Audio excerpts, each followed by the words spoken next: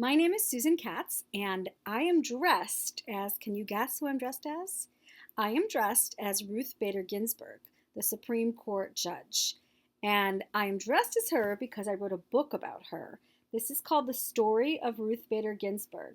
So I'm going to read you a couple chapters of Ruth Bader Ginsburg. Maybe we'll start with just one. And I'll show you the pictures that are in the beginning. So that's Ruth when she was younger, working. So this first chapter is called A Trailblazer is Born. I'm going to show you the pictures, the great illustrations done by Micah. Meet Ruth Bader Ginsburg. When Joan Ruth Bader came into the world on March 15, 1933, she seemed born a fighter. She kicked so much as a baby that her big sister Marilyn called her Kiki. Everyone else called her Ruth. Ruth was a curious child who loved to read. Among her favorites was Little Women by Louisa May Alcott, about a smart, confident girl named Jo and her sisters. Tales of strong girls surely inspired Ruth. Maybe Ruth always knew she had an important cause to fight for. Over the course of her life, she has been a trailblazer in American history. When she grew up, Ruth became the second woman ever to sit on the Supreme Court of the United States, the highest court that makes decisions for the whole country. Ruth has helped change many laws to make the United States more fair for women. As a leader, lawyer, and judge, she fights for justice and equal rights for all people.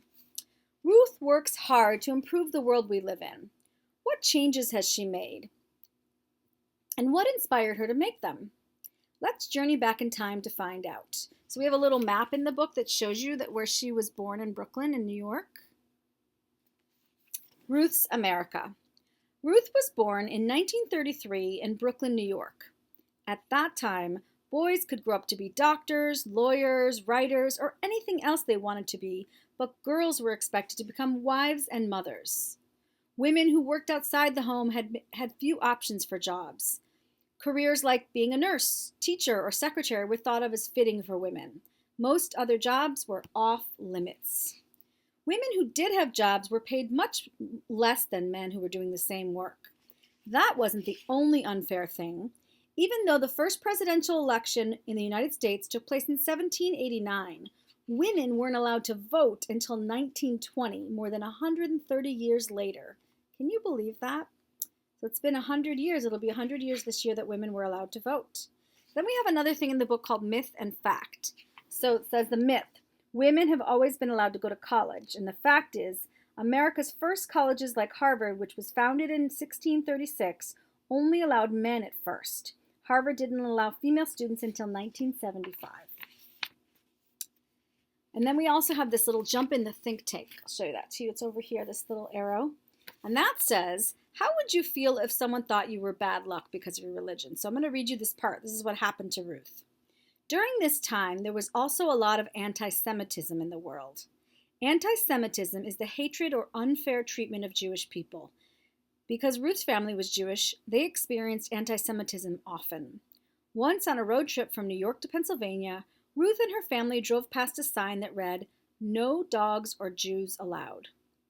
This is the picture of that. So let me see if I can put that so you can see that illustration. Some children on Ruth's street wouldn't invite Jewish kids like Ruth over to their houses. Their mothers told them Jewish people brought bad luck.